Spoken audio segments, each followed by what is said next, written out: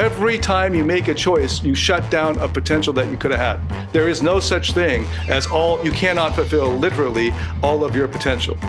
Philosophically and logically, it is impossible. It is even impossible to name all of the potentialities you could possibly fulfill because they are mutually exclusive, because there's this thing called time. Yeah. So I ask people whenever they say, I have to achieve my potential, what the fuck is this potential? Write it down. And you can't. And notice that this is part of the burden. This is the irrationality of the achiever. This is their torture, their demon, that they can never shake unless they face it. Welcome to the Masculine Psychology Podcast, where we answer key questions in relationships, attraction, success, and fulfillment. Now, here's your host, world-renowned therapist and life coach, David Tian. Welcome to the Masculine Psychology Podcast. I'm David Tian, your host. And in this special episode, I'm interviewing a man from South Africa named Leon, who is a longtime podcast listener. And the main theme that emerged in our conversation was the effects of the abandonment as a parentified child. A parentified child is a child who's made to feel responsible for his parents' feelings. In this case, for Leon, that happened before he even turned 4. He was made to feel responsible for making his father feel secure or safe. He was made to feel responsible for making his mother feel happy. The parentified child is forced to take the parent role for his own parents, to caretake their feelings, their emotional well-being. As a result, the child is abandoned psychologically and emotionally. He's busy trying to meet their emotional needs, while no adult is focused on helping to meet his emotional needs. As a result of being forced to sacrifice his own emotional needs in order to caretake his parents' emotional needs, he's not learned how to meet his own emotional needs himself. A parentified child grows up to be a very needy adult. This is incredibly common. I hear it in the questions of those who can't even fathom wanting a relationship without being needy for it. To them, it's sort of like, well, if I can meet my own needs for worthiness and security and love and connection, why would I need to have a woman? Why would I need a relationship or want a relationship? That's because for so much of their lives, they've only experienced parasitic relationships. And the most important relationship growing up, the primordial relationship, is the one of the child with his parents. And if the model that is set at that time is that we are incapable of meeting our own emotional needs and so require a parasitic relationship upon someone else, in this case, the child himself, then that is the model the child unconsciously picks up and adopts for himself and lives through. And the parentified child is not actually seen, heard, or understood for who he actually is as a human being. Instead, his parents use him as a kind of emotional crutch, or like parasites toward a host. He is not truly seen, heard, or understood for who he is and his needs because, well, his needs are secondary to theirs. And as he grows into adulthood, of course, this is the only pattern or the main pattern that he's been taught and modeled. So he's naturally, unconsciously going to be looking for a host that he can be parasitic on as well. Because not only has he not learned to meet his own emotional needs, but he doesn't even realize that that's something that you're supposed to do and can do. And instead, he repeats the toxic pattern that he got from his parents and engages in toxic, needy, parasitic relationships as an adult. So that's the main theme that emerged from our free-ranging discussion, but we touched on a lot of related topics and issues. And without further ado, I'm just going to get right into it. I think just before we hit record, we were discussing his travel and that he had lived briefly in Shanghai. So that's sort of context for what we're going to get into. And without further ado, let's get right into it. Yeah. All right, look, I'm going to give a little preface of all this is that I am familiar with IFS therapy. I find it very fascinating of Richard Schwartz's work. I've practiced it a few times. I do check in with all of my parts from time to time just to see what's going on, try to get that curiosity going. Mm-hmm. So that's been helping. It's just, you have mentioned before that this is a journey, right? But it gets to a point where I'm just like, man, when does it end? And it seems I'm 39 now. Mm-hmm. The further I get along in life, it seems to be getting a little more difficult in terms of interpersonal relationships, keeping relationships, meeting friends. My career choice is wonderful. I love what I do. I'm a digital artist. I set my own hours. I'm able to build a side hustle. My discipline is quite choppy, but I work on it. Mm-hmm. I strength train, so I'm quite active. I've recently quit all of my vices. So these are basically a lot of coping mechanisms that I used to use before that are completely void in my life now. So I think that's why I'm having a bit of a difficult time. Because usually I could just go outside and have a cigarette or five, and that would sort of like ease my mind a little bit, or go out with friends, go have a drink. But I don't do any of that stuff anymore. And so I started a small drawing community. Every month we get together get drawing for about 2 hours or something like that. Getting creative. It's an excuse to get together, right? That's sort of like, it's on number 6 this weekend. So it's kind of fizzing out. I'm not too sure. It's very thin at the moment. It's not very big. And I'm not too sure if it's attracting the type of people that I want, that I'd like to associate with. Okay. Look, and I'm very well aware that the people that you associate with the most is who you become. And just not finding those people anymore. I did, but they're sort of all living their own lives, or I'm losing them as friends. And David, I got to know, is it me? Is it them? Is it a combination of the two? Losing them as friends. So the ones that you've lost were the type that you would like to associate with? Yeah, but then they turn out to be a little bit psycho. Oh, so they're not the type you'd like to associate with? Yeah, they were, in terms of their sense of achievement and their discipline. They were my gym buddies, but they also had some underlying stuff. But let's talk about more of the recent thing that happened. So one of those people was a girl that I met. Okay. Her and I got very close in the last year. I helped her move to another city. And during that time, we were thinking, wow, this could actually work. But she had just gotten out of a 12-year relationship with some guy. A guy, by the way, that used to be our trainer. And you're going to love this. You're going to have a field day with this doc. Is now dating my ex-girlfriend. I dated his ex-girlfriend. We became close, and we were all training together, and it was fantastic. It was so much fun. But that whole world fell apart. Apparently, it was bound to happen whether I came in there or not. Okay? So I helped her move. We became close, but because we lived in different cities, we decided not to commit to one another. Okay, but we kept in touch. It was good. There was that sense of security there. And she was really somebody that I could open up to, and we had very similar values. We were into the self-development space. We had growth mindsets. And now she's becoming more and more busy. And I found myself looking back in retrospect, realizing that she was basically the only friend that I could confide in here in my hometown. My family and I don't really get on the same page. The friends that I'm with, it's a different culture here. I used to live where she lives now.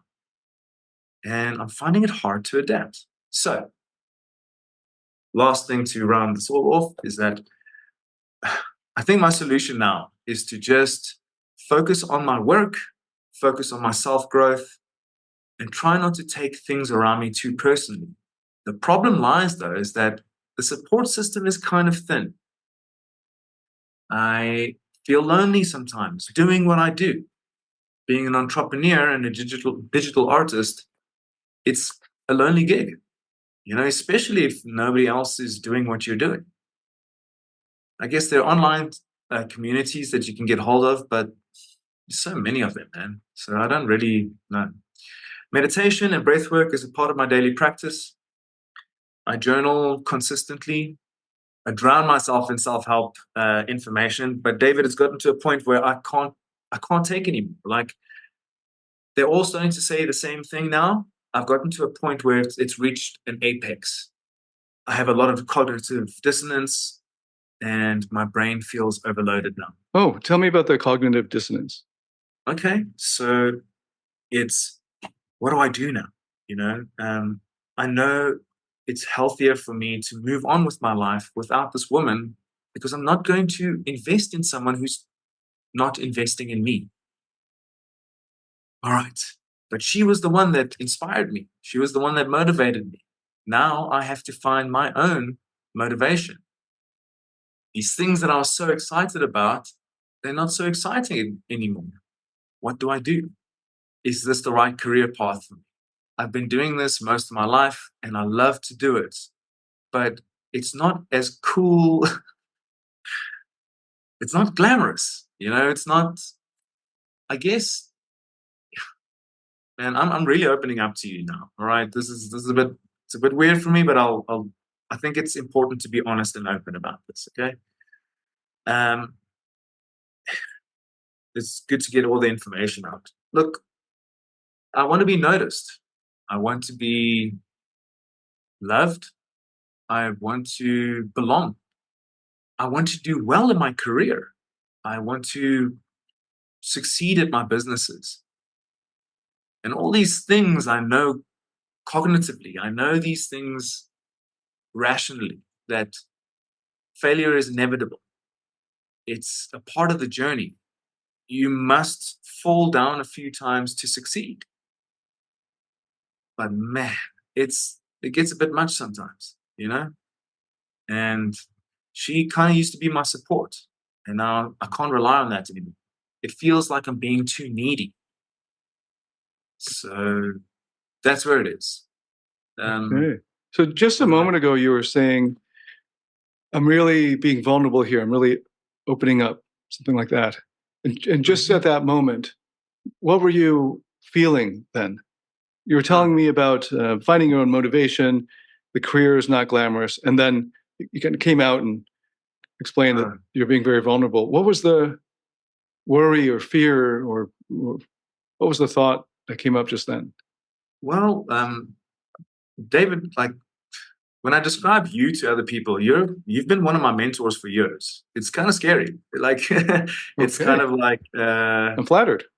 Yeah, I mean, you taught me so much, and the thing is, like, me being vulnerable like this, it's especially to another guy, and yeah, that's a thing. Like, I'm not used to that in this culture, where my hometown, where I was born, hard people, they're all massive dudes, and they don't talk about their feelings and things like that. But that's how I communicate, And well, so if you were to open up to one of them, what would be the response? Well, hypothetically, right? Because we don't do that over here. Well, because one of the things that I'm curious about is, what is the fear that this part of you had in recognizing that you were just being vulnerable? Oh, damn, I'm just being vulnerable there. And maybe you could articulate that. Sure. Let me try. The fear, and there is definitely fear there, is that I won't be accepted for my vulnerabilities. I feel that I will be judged. I feel, because I'm an honest person, and I try not to spew the truth out, especially if it's in a judgmental tone or anything like that. But I say what's on my mind most of the time, okay? But I'm afraid, because I've lost so many friends, I try to avoid conflict, even though I know conflict is sometimes necessary. And if I open myself up too much, I lay myself out for ridicule and judgment, and ultimately more pain that leads to more fear, that leads to more pain. And I got it. Yeah. So we've just got this one conversation. So I've got some little techniques that kind of speed things up. So how about I ask you a couple questions, and then you just spit out your first gut reaction. Okay. Okay. So don't judge, just spit out whatever the first thing that comes to mind is. Yeah. Okay. So growing up, whose love did you crave the most? Your mother, your father, or someone else? Maybe another caregiver? My mother. And you had written to me in one of the emails to our team, I think, that your mother had just passed last year, right? That's Is that right? Okay. So just pause there and notice how you're feeling. I guess I'm still dealing with it, I thought, there's the mature side of me says, this kind of thing happens. It's a part of life. But my inner child misses my mom, I'm not sure if the mature part of you, if that's mature or if it's more of an achiever energy of just power through it and not be with the sadness. Your sadness is in proportion to your love. So you could just love her less and then you will be less sad. But that's not very loving, is it? That's not very mature. I guess not. I don't know how to process it, there's nothing I can do. It's out of my control. Well, how about we process it? Let's talk about her. So the next question is, who did you have to be for your mother back then? Her happiness, to be honest. You had to make her happy? Well, how did you have to be in order to make her happy back then? What I remember from my mid-20s, when I started the self-development journey, is that I had made all these amazing self-discoveries. I was full of energy and full of life, and I was dating a whole bunch of women, and it was, I was achieving so much in my life at the time. And I remember she would call me just to hear and feel my energy. And she would say things like, "My son, you are my soul," that kind of thing. And that generation they are known for sort of dumping their problems onto their kids and things like that. So I understand it doesn't make it right, but that's what happens from time to time. But it brought me great joy to make my mother happy. If I made her laugh or made her smile, then that was awesome. And in turn, she cheered me up, when she was happy, it made me happy. And how did you make her laugh and smile? How did you have to be? She had a great sense of humor, She, I told her some lewd jokes and she would, and she would laugh, because she would at that time, she was just coming out of a divorce with my dad. And because I was doing so well in my life, I just wanted to spread the joy, and I don't know how I made her laugh. I just, "Oh, Mom, this crazy thing happened to me the other day, and you're not going to believe this," Like, okay. I was on a date with a girl and something happened, blah, blah, blah, that kind of vibe, And she would just laugh at these crazy antics that I would get into, And that made me smile. That made my day, Okay. I mean, I often heard when I was on the phone with my mom and a girlfriend was around, they often commented on how wonderful our interaction was between the two of us, and they really admired that. So I was like, okay, cool. Maybe that's a good sign. Hopefully that's a good sign. Okay. Okay. So the next question then is, who could you not be for Mom? You couldn't make her not laugh or not smile or not happy, perhaps. Well, David, this is actually relevant. I became very active. I became healthier. I became, I was following the path of growth, and she was back in my hometown suffering from depression and alcoholism, and she fell and sort of broke her leg, and then she was recovering from that, and then she became bedridden. And do you know what I couldn't be? I couldn't help her. I couldn't save her. There was nothing I could do. I tried to get her treated. I tried to motivate her. I couldn't save her. That's it. And how long had you been trying to save her? When did you first notice the depression or the alcoholism? years. It was, I'd probably say about 5 years that I consciously know about, that I try to motivate her and tell her what was, you could fix this if you just did this with your life, and eventually I actively gave up, There was nothing, only she could make the decision. And I realized that, and then I decided, well, the best thing I can do for her is just support her. And then she was gone. So you noticed it 5 years, the last 5 years. So when you were about 33? Yeah. When you were a child, did you notice any depression or alcoholism or any kind of substance or addiction? Yeah. When was one of the earliest times that you could recall noticing that or suspecting it? Jeez, man. I guess I was young, between 5 and 12. I remember some memories, She looked after us, my dad was always working, and it was stressful for her.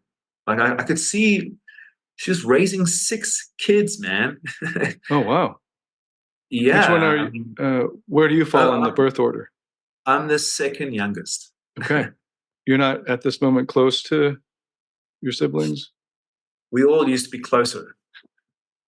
In fact, the whole family used to be closer. But since my folks got divorced, then the family started to dissolve. And then when my mom died, even more so.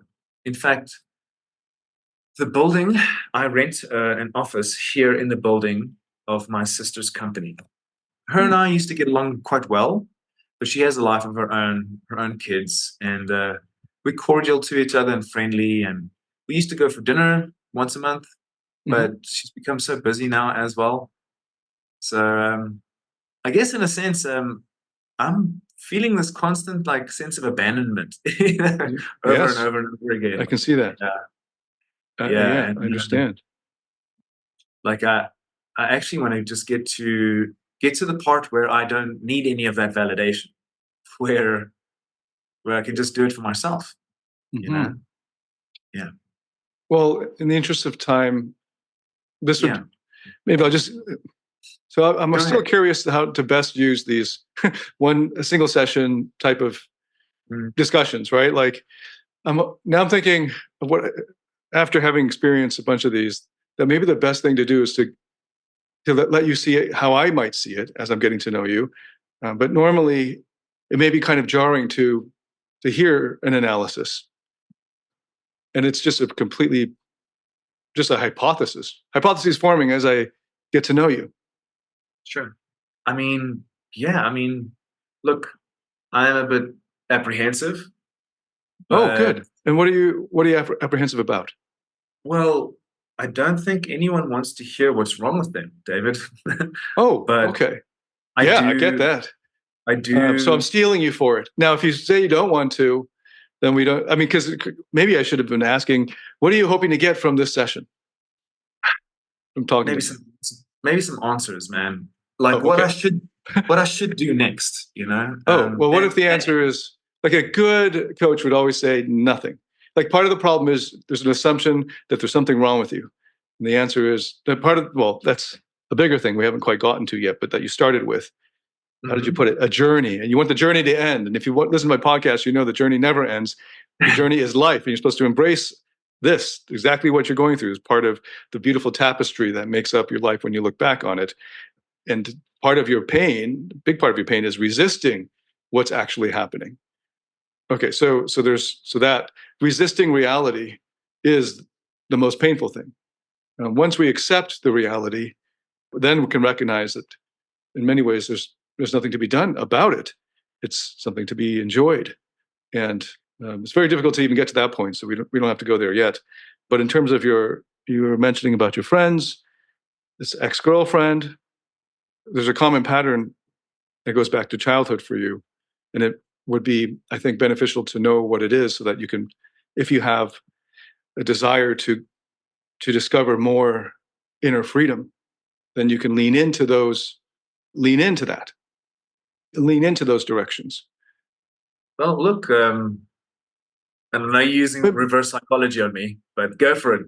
I mean, I think it would be beneficial to know where I can take it from here. And well, maybe we don't have to go to the depth of childhood yet. Maybe we can go back to the first thing you said, because there's a part of you that wants solutions, right? Like what to do, what do I do? And part of it is, what do I do now? I heard that question. And that had to do with the girlfriend and something, right?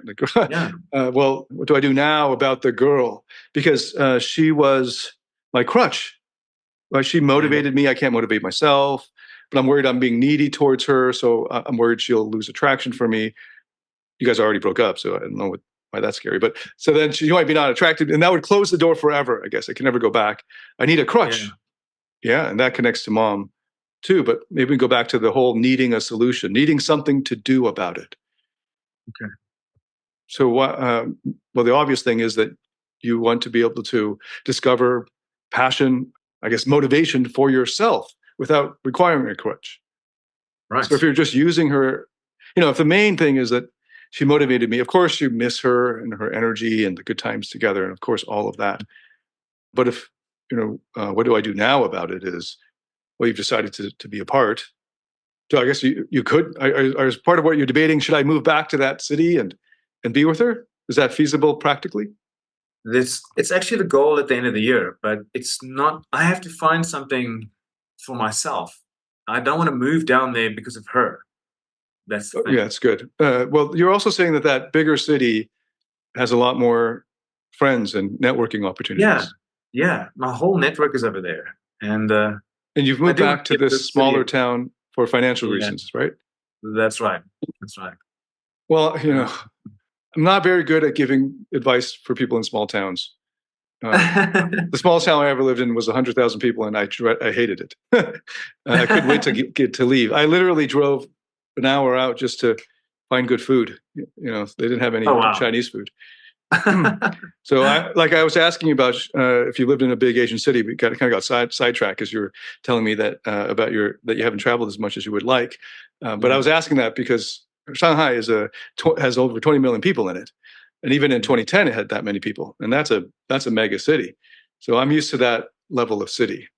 So I would say live in a closet and live in a big city is going to make, for most single men, a lot more exciting opportunities. But that's, of course, if it's financially feasible. If you can't even afford a room in a shared apartment, then that's obviously not going to work out.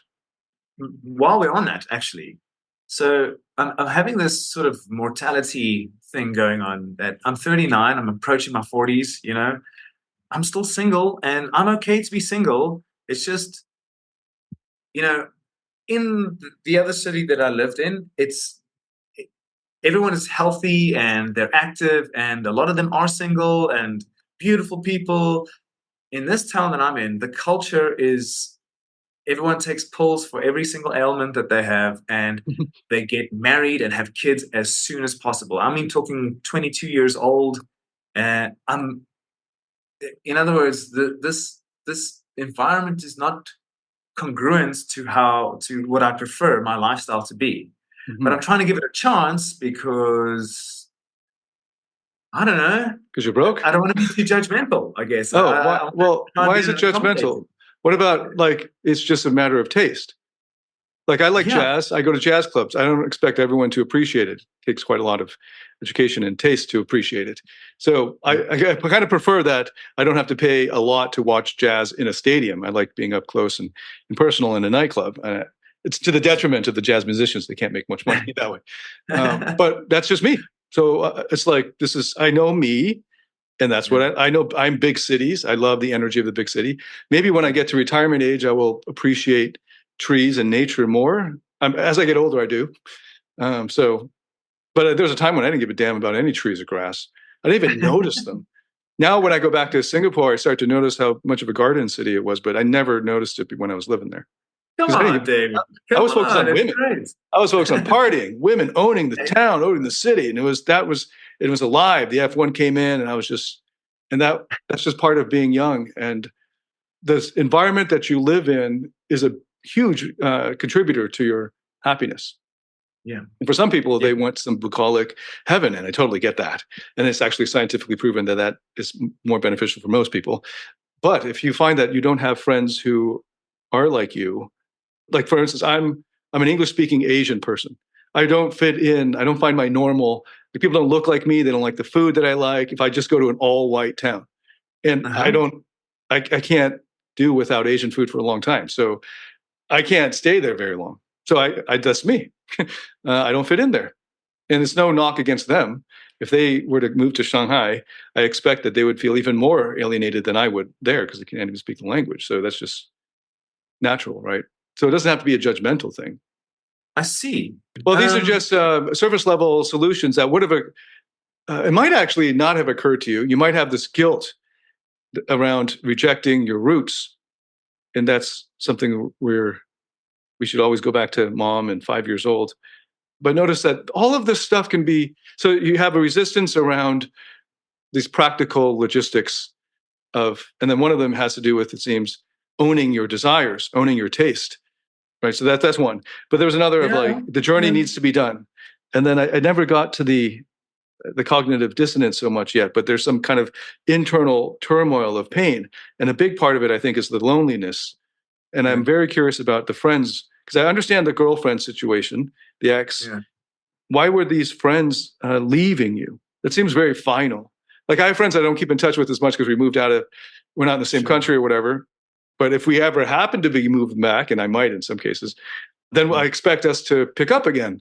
But just the time zone differences, the geographic ones, it's natural. But I don't consider it to be like they've left me, like it's just over, right? Sure. It's just more of a practical, I'm not willing to wake up at 3 a.m. and he's not willing to wake up at 3 a.m. So that's just normal. But in your case, it seems to be some kind of finality to it. Oh, right. Okay, so, well, yeah, the friends that I have in the other city, in Cape Town, we're all still friends. We still stay connected. And that's why I'm feeling a bit confused, is that why do they accept me for who I am? In fact, they really cherish me as a person, But over here, I'm trying to make new friends, but all my interactions are... Can you describe some of I have no idea where here is. So can you describe some of the differences between Cape Town and here? It's very conservative, very Christian. Everyone is either a lawyer, or an accountant, or there's not a lot of creative people here. Let's see. So does that mean that the real estate is high, like price? No, actually, it's cheaper here than it is down at the coast. Okay, and how far of a drive is it? Between the two cities? Yes. We're talking about 12 hours. 12 hours. Wow. Okay. Yeah. Okay, so no one's doing this drive. You're flying, I assume. Yeah, I usually fly. But I mean, I did the drive last year. It was fun. Did you do it like in 2 days? Just curious. Yeah, that's it. You stay over and then you go and do another road trip. Yeah. Wow. Okay, 12 hours away. And it's conservative and Christian. I assume you're neither of those? Or you don't identify as much? No, sorry, man. No problem. I get it. And so I don't know how much. So right now you're saying you don't jive with their values. You're not fitting in with the sort of conservative, even career-wise, it seems like you're saying. Yeah. I feel a bit alienated. Imagine like a black person trying to fit in the capital of the KKK. Just so you'd be like, dude, makes sense that you wouldn't fit in. Because that's an extreme example. And the closer you get to the extreme, the more it's like that. Move, like or I guess change it. But I don't know if you want to. then it's a moral judgment, right? In terms of conservative Christian, which is your town that you've described. You don't have to judge it morally. You can just say it's not for you. Sure, David. Look, I have this resistance. I don't want to run away from my problems. That's the thing. Like I don't want to. I want to try and build a resilience, build a strength. What would have happened if you ran away from your problems as a kid? What would have happened? Did you ever try to run away from your problems? Sure, of course. Oh, what happened then? What was the problem back then, and how did you? Oh man. What happened? First memory that comes to mind is my brother fell out of a tree. A big branch was sticking out of his leg, and I ran away. I don't know why. But I was like How old were you then? 4? Okay. Yeah, not 5 years old. And did you run to get help? Not necessarily. You ran home? I ran home. Well, home has help, right? Did you stay quiet about it? Yeah, I stayed quiet about it, and then until an adult came around, and then I told them about it. Mm-hmm. And I can't tell you why. I don't know why. Well, I can guess. Have you spend much time with any kids, like your sisters or brothers' kids, 4 years old? Sure. Or something? Yeah. Oh, okay. Yeah. So you've seen kids. All right. So, okay, good. Yeah, we did. So one thing is shock, and another is when you're around an incident, sometimes you're wrongly blamed for it being your fault. Oh, I see. I think, they taught us that that's one of the reasons I did a first aid course at the end of last year. Mm-hmm. It was because of that memory, actually. I was helpless to do anything, so I thought I'd do something about that, Mm-hmm. How do you feel toward the 4-year-old you now? A little bit more compassionate, I suppose. It's okay, little buddy, but I just didn't know why I ran away like that and not help my brother, Well, you keep saying that, but I've just given you two reasons. Yeah. I'm just saying that I didn't know that until now. I didn't realize that was the thing until now. Yeah. So thank you. My pleasure. One of the things I'm noticing is, and maybe this is at the surface, which is that you're saying you don't have anyone else to talk about these things with. No, that's true.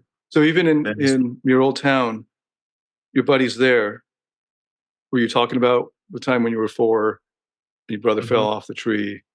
Yeah. Would you bring up that sort of thing? And then maybe you might even laugh about it and say, that's why I did this first aid course. Because they asked you, hey, what'd you do last week? I did this first aid course. Because, I just had this memory that hit me. And talk about that. No, David, that wouldn't come up. That wouldn't come up, really. Not that kind of thing. Okay. Well, you need new friends.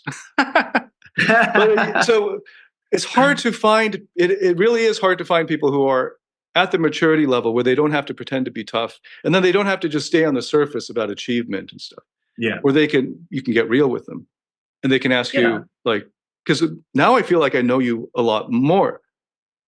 Now that I understand at 4 that you froze and you hid in a way, but you also went home, which is security, because this scary thing just happened and you didn't know what to do about it. And you are freaking 4.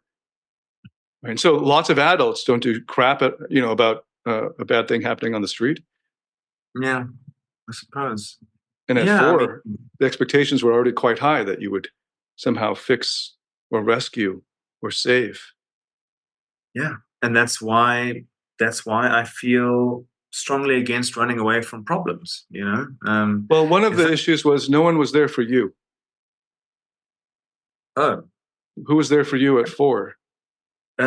Yeah, I didn't really have no support like that. No. Yeah, instead it was the opposite. You had to make mom happy. You had to make her laugh and smile through her depression, through her addiction. Yeah. And my younger brother he suffers more from this, actually. He's what do they call it in Japan? Hikikomori. Hikikomori. I think is the. Okay, so he's just shut in? Yeah, that's right. And he was closest to my mom in the last couple of years. But I think that contributes to the pain I feel as well, because I can't help him either. But I've lately, and throughout my entire life, I was trying to help my brother. But I got to a point where it was affecting me negatively, and I realized that there's nothing I can do.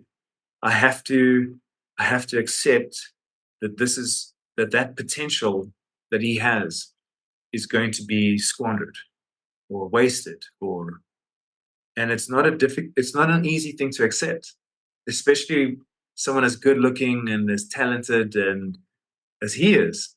And I think this is why I strive so hard, to, I suppose, prove myself. I suppose to be somebody, to be somebody. But I want to But more than that, David, I want to achieve my potential, because I realize that human beings are amazing. We are incredibly amazing. And I think a lot of us hold ourselves back with negative thinking, negative beliefs. Well, how will you know that you've achieved your potential? How will I know? No matter their physical strength, for many men, emotions are too much for them to handle. It's why they can't give women the deeper levels of emotional intimacy and connection that they crave. It's why they fail to be the man that modern women desire most. A man with inner strength. A man who has mastered his emotions. Find out how to master your emotions through David Tian's Emotional Mastery Program. The Emotional Mastery Program is a step-by-step system that integrates the best of empirically verified psychotherapy methods and reveals how to master your internal state and develop the inner strength that makes you naturally attractive, happy, and fulfilled.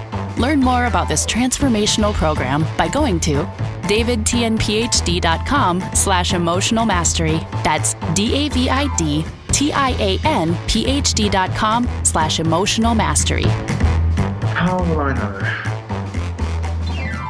I always figured that I would just know when I got there. You know? Right. Well, how about this as a negative belief that you have to achieve your potential? Or how is this as a negative belief that if you don't achieve this mythical potential that you're somehow bad or you've let someone down? And that's horrible, I suppose. Yeah, that sucks. What is potential? I mean, I have the potential to be a great lawyer, I think, but who knows? I have the potential to be a great jazz musician, I think, or at least a mediocre one. I could have been mediocre in either of those, but I think I would have been, I have the potential for it. I have the potential to be an accountant. I have the potential to, but now I've made choices. I'm almost 50. I've made choices. And now I'm in this timeline, in this possible world. So it's impossible to actually fulfill your potential, even though this is such a lie that is so deeply ingrained in achievers that it's their curse. They can't shake it unless they get lots of therapeutic work. And so they will respond to titles like achieve your potential. The potential is such a big deal because, well, I guess somewhere along the lines they said you have to be somebody or you're going to let someone, mom or dad, down. And that's really what they're afraid of, letting mom or dad down. But they think that the way to prevent that from happening is achieving this mythical potential. But it's impossible because every choice you make shuts down another choice. So you had the potential to be an athlete or a musician or an artist or a computer programmer. If you were born in a different time, oh God, that would have been even different, more different. Yeah. I think I could have been a pretty damn good computer programmer when I was in the 6th grade. This was 1980 something. I was coding away with a class of all these adults and I kicked their butt. But then my parents the next summer didn't put me to programming school. This is when no one had personal computers. They put me to music theory and I kept doing music theory, music history. Like looking back, I'm like, what the fuck were they thinking? Could have been up there with Bill Gates. Who knows? Yeah, it's about that time. Like a beast. Well, yeah, I could have been a great pianist, but every time you make a choice, you shut down a potential that you could have had. There is no such thing as you cannot fulfill literally all of your potential. Philosophically and logically, it is impossible. It is even impossible to name all of the potentialities you could possibly fulfill because they are mutually exclusive because there's this thing called time. Yeah. So I ask people whenever they say, I have to achieve my potential, what the fuck is this potential? Write it down. And you can't. And notice that this is part of the burden. This is the irrationality of the achiever. This is their torture, their demon that they can never shake unless they face it. That is the negative. All right, David. Look, how about this then? Let's lower the bar a bit. Financial freedom. How about some financial independence? Sounds good to me. Getting there. At least enough so that you can live in the town that would make you happy. I mean, that sounds like a good start. Yeah, I'm all for that. So, well, if we now get into the specifics, I have a lifestyle mastery course. We can talk about this. I don't know if this isn't going to be as relevant to our listeners. That would take us into a different realm where we actually hack your lifestyle and get you to the amount of money that you would need in order to live comfortably in the town that you would most want to be in or that you fit in the most. it seems like you were there not too long ago. So I don't think it's going to be that much of a stretch. And sometimes you're stuck, like I was in a town of 100,000 people because I was going to school there for grad school. So you kind of just tough it out because that was the best program at the time. So tough luck. And you just try to enjoy what you can out of it and then scheme your way out as soon as you can. So I totally understand when your finances don't allow you to live in the thriving metropolis that you're dreaming about, but you've got to have some kind of plan and start putting it in place to get there. You were talking about the brass tacks of business strategy around your art business, and I can't get into that here. Like you can see how you could be perfectly happy in this transitionary stage you're in. Part of the pain is the resisting of this stage. So you're old enough now to remember when you were in transitionary stages, when life was kind of shitty, but that's because you were a student or something. Right. Now, if a student was comparing himself to a lawyer who's already graduated, as a lawyer, and he's in law school now, and so he can barely afford cup noodles or whatever, so everything's a struggle, even the Starbucks coffee. And he's comparing, why am I not having financial freedom like this lawyer? He's stupid. Like, dude, you're in law school. That's why. Right? So you're not making any income. That's why. Just wait. Just finish this. So notice that he could be in so much pain if he didn't remind himself that he's in school. So how does he enjoy that moment instead? Oh, God. How much I would enjoy school? I'm almost 50 fucking years old. One of the best times in your life is when all you got to do is study. It's one of the easy, but you tell a student that and he's like, fuck you, you don't know shit. But David, that's the thing. This is the thing that the self-help realm is forgetting, is that in your different stages of your life, you don't appreciate what you have. I think it's a human being thing. It is, you don't absolutely. appreciate what you have right then and there. It's only in retrospect that you really like, oh, wow, that was really amazing. Right. I preface it with, you're old enough now to know blah, blah, blah, right? So hopefully now you're old enough to know that you should have damn well appreciated university more when you were there. But none of us did, because we thought failing the exam was the end all be, that was it. And we were going to die if we didn't get an A on that exam, which how ridiculous, right? So I wish I could have reminded myself back then to stop and smell the roses. I'm even thinking about going back to university just for fun, just so I can get a little bit more of that as a student, not as a professor anymore, but as a student, where all I had to do was soak in knowledge, and I could grill the professor, and he couldn't go. You couldn't get away from me. So many people just get away from me. They don't want to continue the line of questioning. I have so many parts that are craving that, just like you. I'm craving the philosophical dialogue that I was drowning in when I was a philosophy professor. So I've located online communities around this, and my wife has been beating me over the head to sign up for these different conferences and so on, just to get that stimulation. But no, I don't get any of that in Taipei, Taiwan, where I currently am. So I'm not going to, because I don't have it now, I look for the solution for it. And then I go to myself, well, until that's solved, I shouldn't add on more pain by resisting the current state. So you mentioned, I think, that you had an injury that's preventing you from training. And while you have this injury, your focus is to heal. And imagine if you beat yourself up every day because you couldn't do the strength training.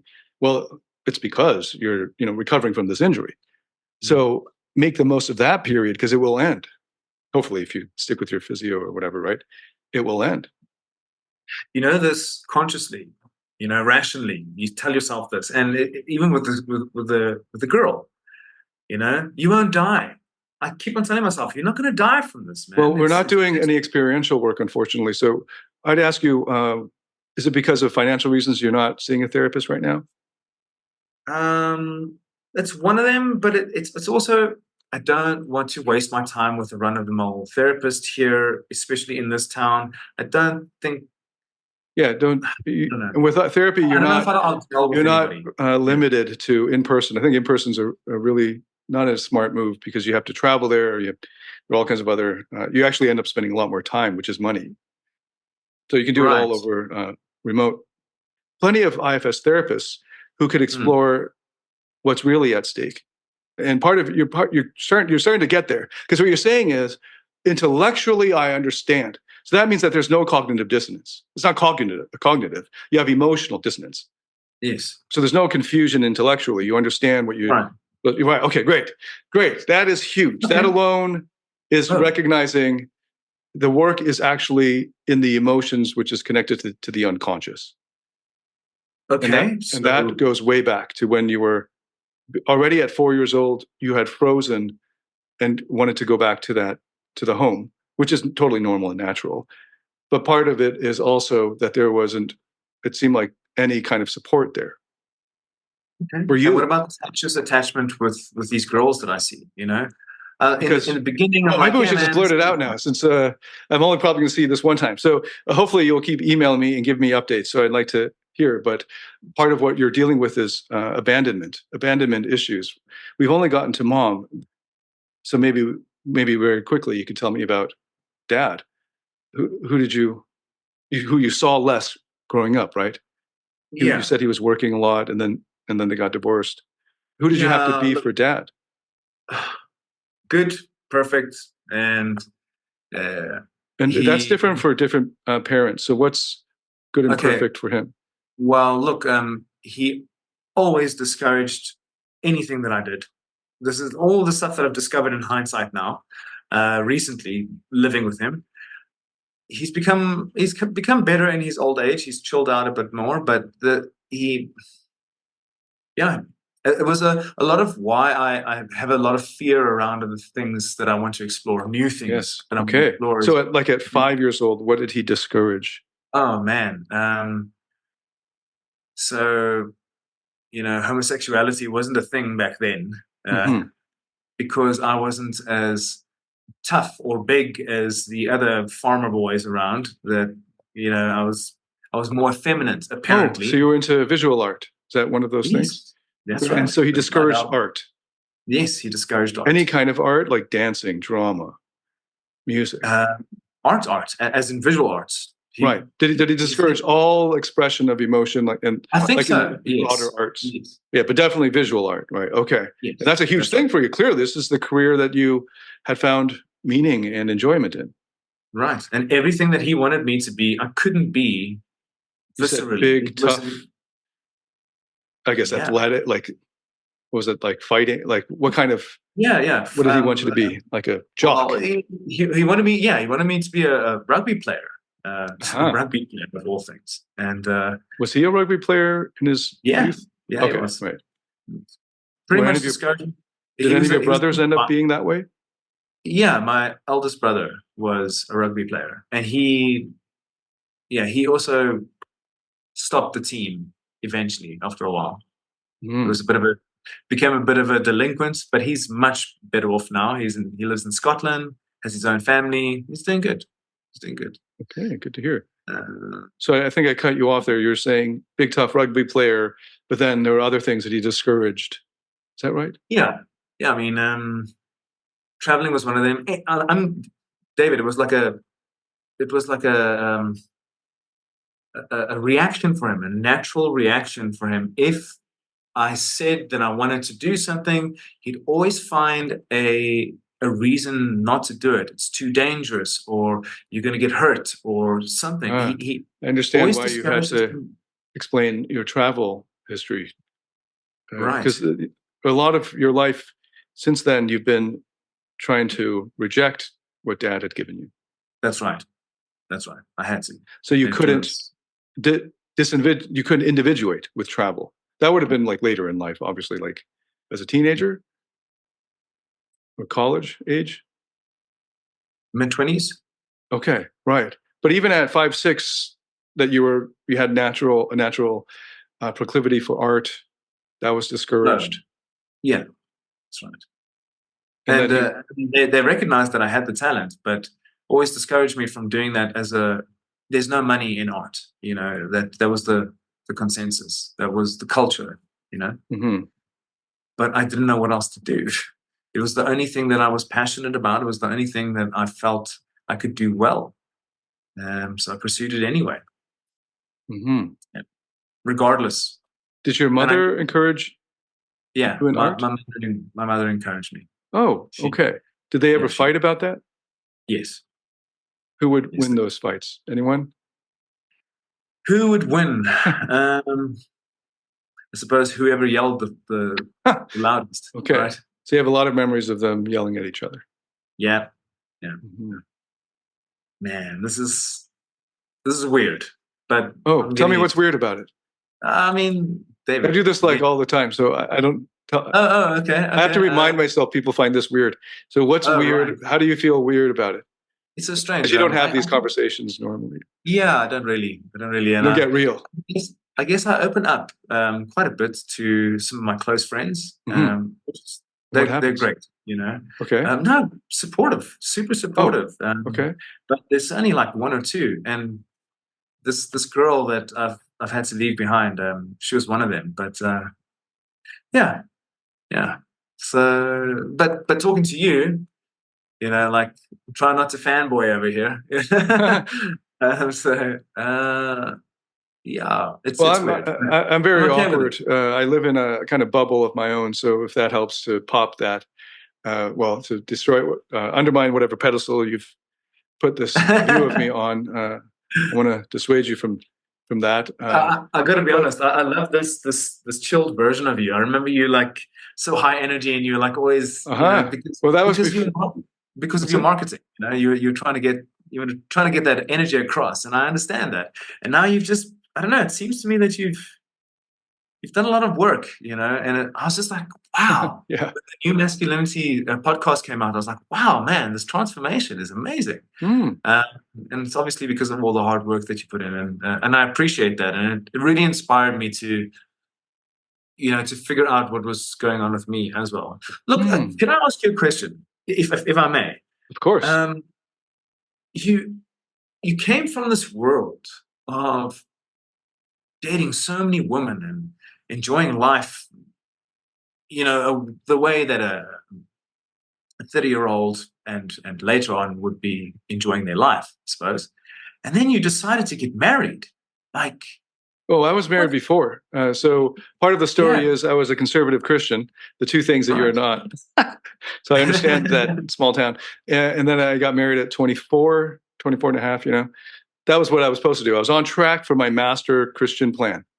So now I could have guilt-free sex. That's part of what Christian boy at 24 would be thinking about when he gets married. But luckily we didn't have any kids because we got married for all the wrong reasons. And the evangelical Christian view of psychotherapy is incredibly thin, if not completely rejecting the field. So I didn't respect the field, and I didn't have any background in it. So I didn't know there was anything we could do about it. I thought if we just prayed to God, read the Bible, everything should be hunky-dory, and it was the opposite. And shortly after we separated, I met this guy who was, shortly after we separated, The Game came out, Neil Strauss's book. And it happened to be that I found out about that book from this guy who was running the second largest dating skills company in America at the time, or the world. And this is like serendipitous. This is all this coincidences in a way. So I got this inside, behind the scenes view of that world. And I realized, I think a lot of guys didn't believe that it was possible, but I saw it happening every weekend from behind the scenes. So I knew it was possible. So I just kept at it. And then eventually, and I partied and I was a player for over a decade. And then I tried to settle down. That didn't work out. I've done videos on that. And then it went me searching for deeper answers. And I finally took psychotherapy seriously and got into that. And then a couple of years or a few years into that, I met my now wife. So I was your age when I met her. So I was 39 when I met her. So it's not too late. I had friends I was partying with at the time who were single and 5 years older than me. And then they've now gotten married, have 3 kids.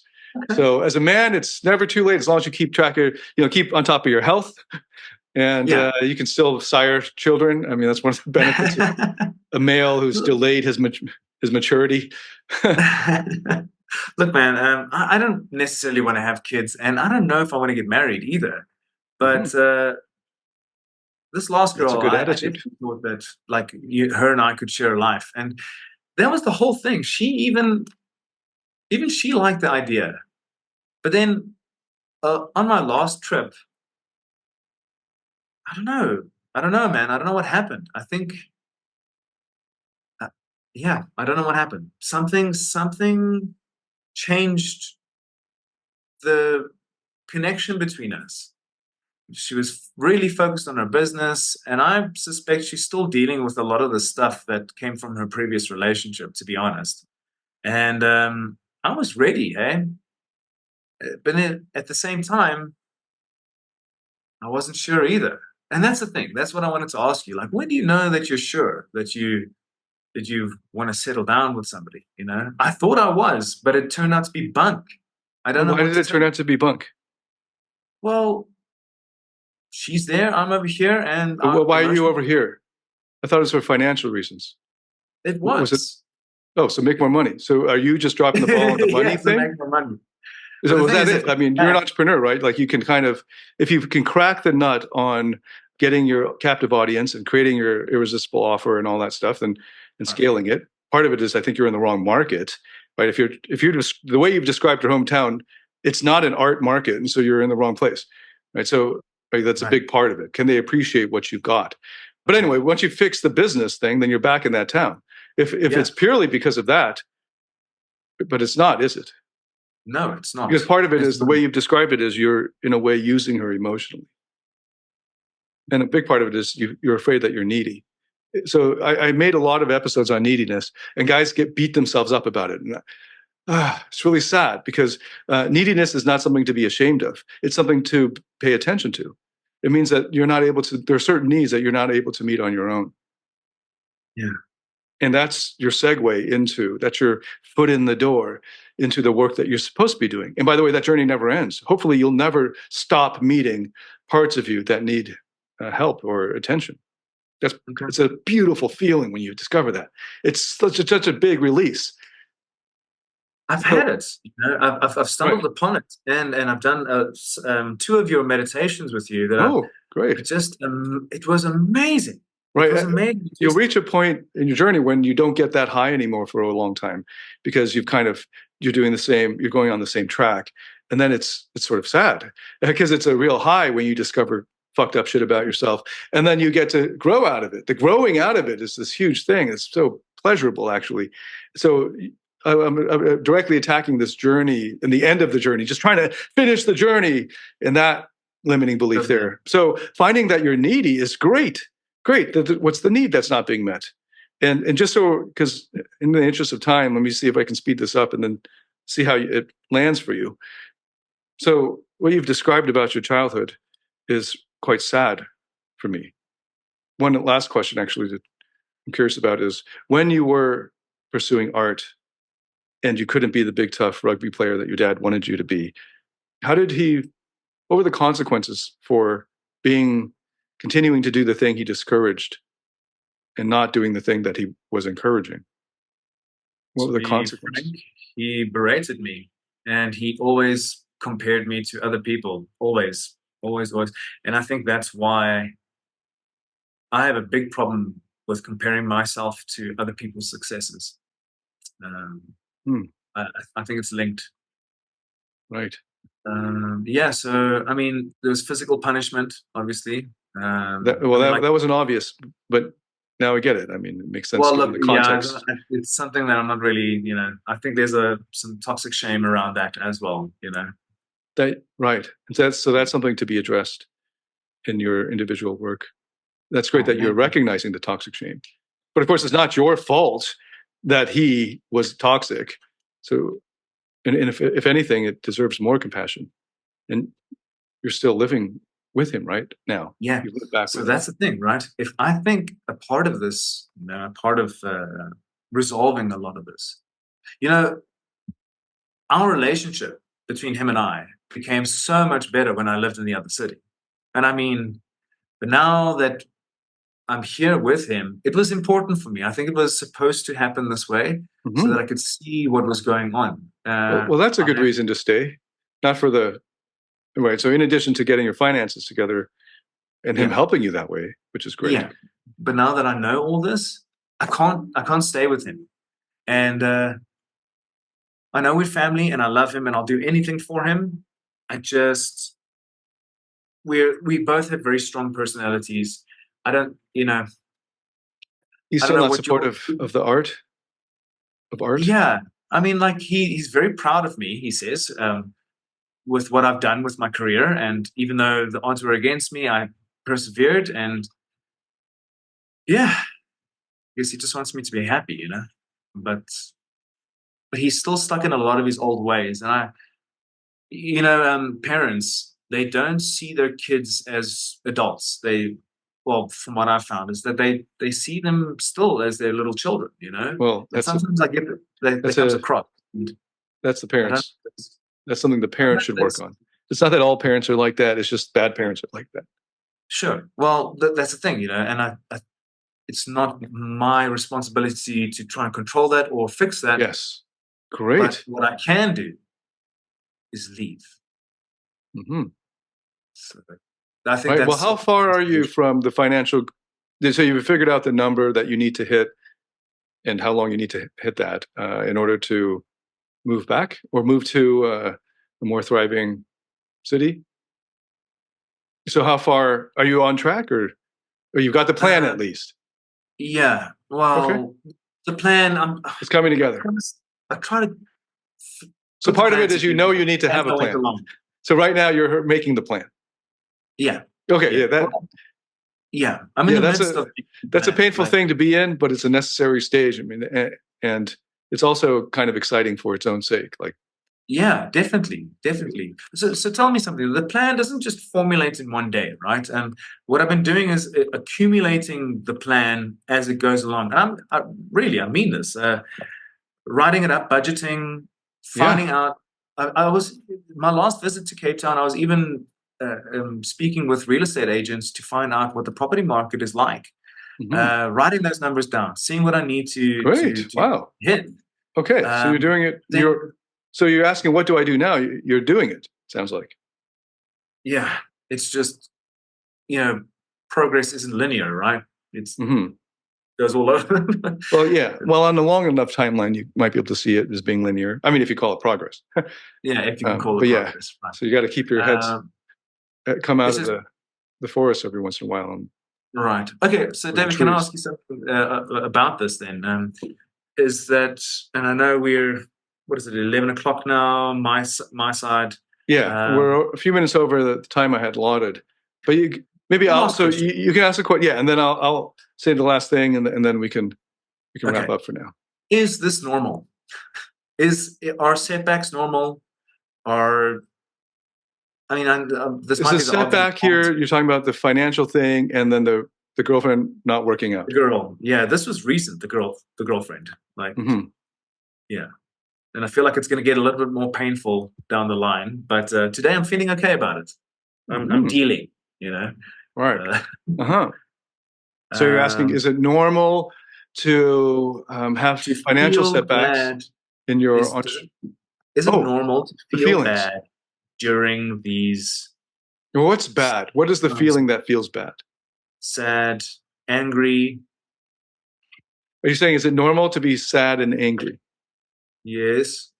Yes. And fearful. Yes. Do you have the answer to your question now that you've spelled it out? So if you use the word bad, it's not helpful, right? So it's what are the feelings that feel bad? Well, right now, sadness, anger, and fear feel bad for you. Does it blow your mind to think that someone like me, or maybe someone at another level, you at Tian in the future, will embrace sadness, embrace your anger, embrace even a state of fear?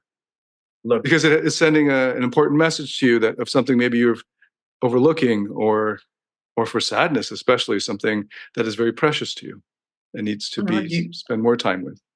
You have mentioned this before, and I acknowledge it. It's just, how long do I have to embrace the fear, sadness, and anger until I get to resolve what it's trying to tell me? Oh, if you're trying to embrace them to resolve them, then your whole life. But if you come to them with no agenda, for instance, the one that's afraid, and you come to it with open arms and curiosity of, what are you afraid of? Point it out to me. And maybe it is a real thing, like death. I think that's something that is ingrained in us, to have a fear of that. And now we can embark on a new journey, or a tangential journey, of facing our death fear, our death anxiety, which at the end of it, if we persevere in it, will be incredibly liberating. But the fear is pointing out something important. So I'm always asking what you're afraid of. And then usually it's some kind of surface answer. And then we have to keep going. Well, why are you afraid of that? And why are you afraid of that? And why are you afraid of that? And eventually you'll get to the root fear. And the thing, now we can maybe segue to what I'll leave you with is the root fear is that you will not be seen. You will not be supported. You will not be held.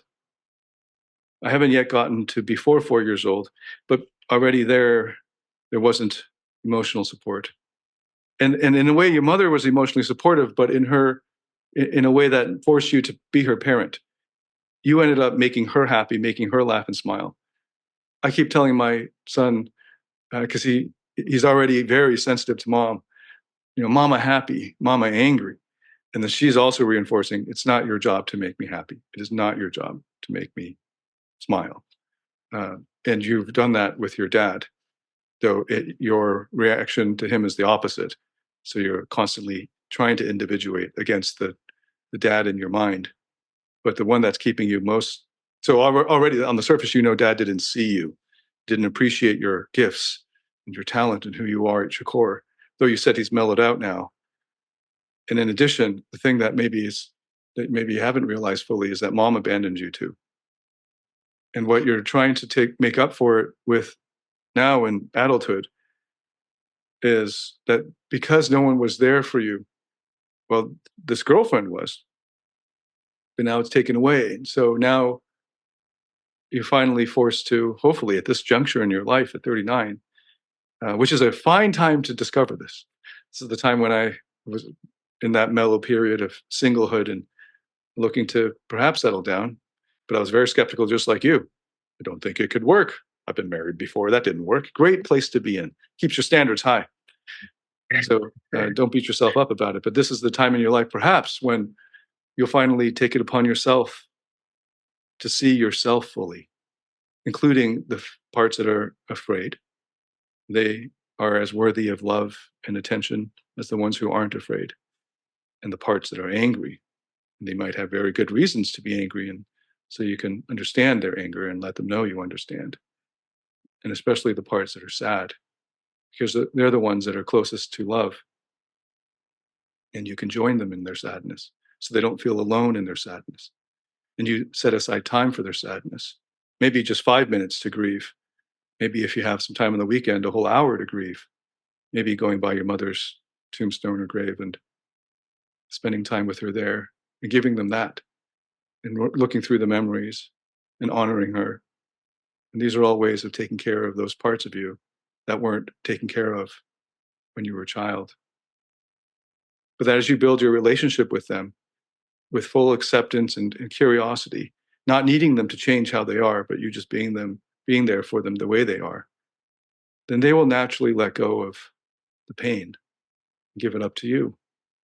And you will finally be the parent that you've always needed and now want. But they're little kids, so they might get sad again. They might get angry. They might get afraid, especially if your business goes belly up or you're in the wrong market. There's a good reason to be afraid. Don't keep doing this if it's not working. And so, this fear makes a lot of sense. Should I not feel the fear? No, feel the fear. Change your market, change your offer, move something around. This is good. And the fear is helpful. If it's paralyzing fear, then there's something we can do of unblending from that. But the part has positive intent. It's showing you something that maybe you're ignoring. So imagine to be afraid of the fear. Now we have double fear. You didn't have to be afraid of the fear. Embrace the fear. At least there's only one part of you afraid, not both of you afraid, because now that guy's afraid and you're afraid that guy's afraid too. Now we can't handle the fear at all. But recognize that maybe you don't have to be afraid of the fear. You can just notice it and turn to it to see what it has to tell you. Okay. How do I figure out what they're trying to tell me?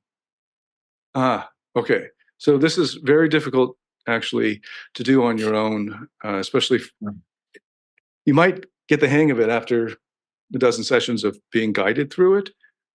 But that book that you have now, Jay Early's, I think, Self-Therapy, I found that to be far more harmful than helpful to people. So I've had to meet people who have gone through it and they've actually messed up their system more because they have protected parts of them with an agenda, trying to get parts to change. And they go through this process to try to get them to change. So then there's a whole period, months, or even maybe almost a year or so, when we're having to earn back the trust of those parts that were run roughshod over through that, trying to do it yourself. So I'd recommend maybe 10 sessions with a good IFS therapist. And keep in mind, from my anecdotal experience, maybe half of the ones on the directory are decent, and maybe a quarter of them are good. So you might want to try 4 and see if they have a trial session kind of deal, so you can try them out for a session or so until you find the one that connects, that works well with you. I suppose this would be something well worth investing in. I mean, right? Because this is my health we're talking about here. Yeah, the thing is, if you're talking about money, right? So part of what I'm seeing now with my clients is that when your parts are in harmony, or that you're able to be with them, you're able to work a lot easier at work. Like your career goes a lot, like you're able to make decisions a lot smoother without all of this friction inside. And you're not overwhelmed by debilitating feelings. So that you can notice the fear and not be taken over by it. And that obviously can make a huge difference at work, or if in your business you're making decisions about like the offer or the market or the customers, clients. Look, I don't know if this is worth mentioning, but I feel like it is. A month ago, when I went to Cape Town, I went to go visit her, but that wasn't the main thing. The main thing was to try and deal with the death of my mom, and what I was going to do for the rest of 2024. So I went there with a journal and an agenda. So I went from place to place, stayed at different places, and I can't tell you the amazing effect it had on my life. Mm-hmm. I'd never been able to articulate myself so clearly without any breaks in what I was saying, because I just felt everything was in complete and utter harmony. All of my parts were happy with what I was doing. I was confident. My train of thought was so clear, and courage was just there. It was like breathing air, Mm-hmm. I don't know, but now it's gone. So I thought maybe it was a novelty thing. Maybe it was that what you feel when you go on holiday or something like that. You get that holiday feeling. None of your responsibilities are weighing you down, and maybe I'm feeling that. What do they call it? They call it re-entry syndrome. After the holiday is done, then that weight of the responsibilities come in. But the point of what I'm trying to tell you is that I felt what it felt like to be completely and utterly aligned, and it was working for me. Yeah, great. It didn't require therapy, though, although I did do a lot of journaling. Great. Well, journaling. Then try that again. Good. Okay. It gets to the point where I'm just like, oh man, I can't write anymore. Although when I force myself, then it actually does help. Well, then you've just gone back on your argument. So if your point was that you could do it yourself, you've just now said you can't go any further yourself. So it's up to you. And obviously, you make the choice. Okay. But if it's an investment decision, you can think about it in terms of your biggest problem right now is you're stuck in this town that doesn't jive with doesn't connect with your values.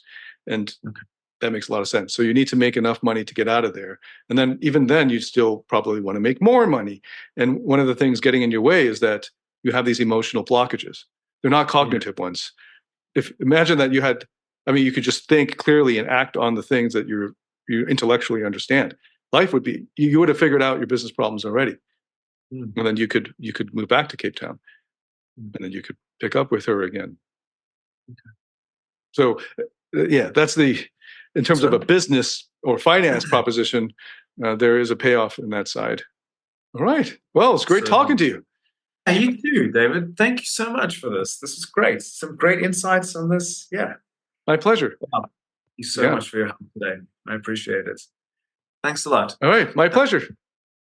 So about a week after our conversation, Leon sent me an email, and I will share with you his update. I want to thank you, David, for taking the time to have a session with me. I'm not sure if you can use it or not, but I appreciate it all the same. I initially wanted to email you the day after to let you know what I had started to do already, but I decided I'd ride the wave out first to see where it takes me. I'm happy to tell you that many positive and painful things happened after our talk. I started to feel that exhilaration of the wonderful tapestry we call life, as you described it. You had brought a few things to light that I may have been in denial about, and that perhaps I wasn't honoring at the time. It allowed the toxic shame to subside when you told me there was nothing wrong with me, and that I just needed to go through this and realize some things about myself, my past, and my current situation. You hardly mentioned the girl I was upset about, yet when I had my moment of emotional expression at the end of the day, I realized my troubles had very little to do with her after all. It was this severe grief that I feel for losing my mother, along with the feeling of abandonment, losing my way, and lack of emotional support. Once I expressed my emotions fully in the privacy of my car, I was set free. Myself came to the surface once more to guide me, but my parts needed to express themselves fully first and not be corrected or consoled. Like I said, positive and painful things happened after our talk. I opened my investments and savings and consolidated them and began to formulate my plan for my great exile. Motivation and a smile came back to me, and so did my sense of sovereignty. I started working on my business website again and redoubled my efforts on my client work. This has been consistent and exponential throughout the week. I've also been sleeping much better, and wouldn't you know it, the city I live in doesn't seem so bad anymore. But in brackets, I'm still getting the heck out of Dodge, though. Look, I know one session isn't enough to fully dive into things, but it was enough to get me started on a positive path of recovery. So, thank you. You really helped me, and I appreciate it. All the best to you and the family. Well, thank you, Leon. It was an honor and privilege to speak with you and to get to know you. And thank all of you out there for listening. If this has helped you in any way, please share it with anyone else that you think could benefit from it. Thank you again for listening. I look forward to welcoming you to the next episode. Until then, David Tian, signing out.